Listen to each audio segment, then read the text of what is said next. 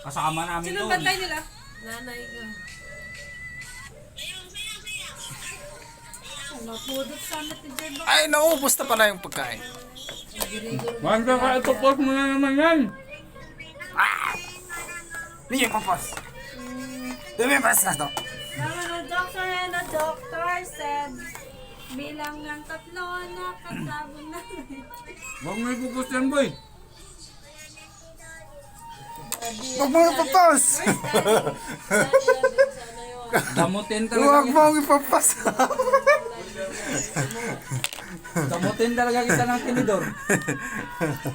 Nakaya ano yung meal pala. Wait lang. Wala na, pre. Ubus na. Dapat yung BTR, 10 hours lang. Yung marami pa yung pasok sa regular.